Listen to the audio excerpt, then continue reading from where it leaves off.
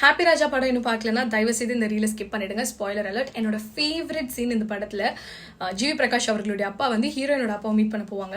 O my gods, that was really harsh hitting reality right no.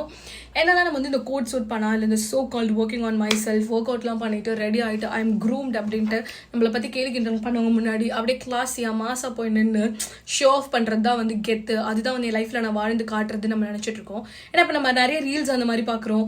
ஆனால் அது உண்மை கிடையாது. ஏன்னா அதை வச்சு நம்ம போய் அவங்க முன்னாடி வந்து என்ன சாதிச்சிட்டேன் தெரியுமா, சமயம் மாறட்டும் தெரியுமா, வேற லெவல் தெரியுமா நம்ம காட்டுறதுனால பூவாவோ இல்லை நம்ம ஜென்ரேஷனுக்கு நம்ம வந்து சேர்த்து வைக்கிற காசோ இல்லை எதுவுமே கிடைக்காது. அண்ணாமலை படம் தான் எனக்கு அந்த இடத்துல வந்து ஞாபகம் வந்துச்சு. கடைசியில் சூப்பர் ஸ்டார் இப்படி போயிட்டு இப்படின்னு யோசிச்சு பார்ப்பாரு. தன்னோட ஃப்ரெண்ட் வந்து இப்படி சொல்லிட்டு அவன் முன்னாடி நான் வளர்ந்து காட்டுவேன்றதுக்காக அந்த ஒரு நிம்மதி அந்த ஒரு அமைதி இல்லாமல் ஓடிட்டே அதுக்காக இருந்துட்டோமே அப்படின்னு தோணும். என்னதான் யாரு நம்மளை கேலி கிண்டல் பண்ணாலும், முக்கியமா இந்த அப்பா கேரக்டர் எடுத்துக்கிறேன். குதிரை முட்டைன்னு அவர் சொல்லும்போது எனக்கு படத்தோட ஸ்டார்டிங்ல இருந்தே குதிரை முட்டை போடுமா, இவர் ஏன் எல்லாரும் குதிரை முட்டைன்னு சொல்றாங்கன்ற கேள்வி தோணிட்டு தான் இருந்துச்சு. அவர் கடைசியில் சொல்லும் போது அப்பாட சந்தோஷம் நமக்காவது அது தோணிச்சு அப்படின்னு இருந்துச்சு.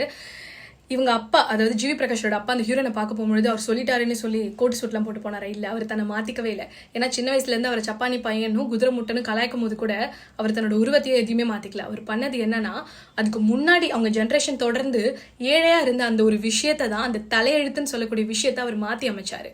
அவர் உழைச்சாரு, படிச்சாரு, திறமையை வளர்த்துக்கிட்டாரு. அவரோட உழைப்பு நிமித்தமா அந்த முன்னாடி உட்காந்துருக்க சோ கால்டு எலைட் பணக்காரரை விட இவர் கோடீஸ்வரராக முன்னாடி வந்து உட்காந்தாரு.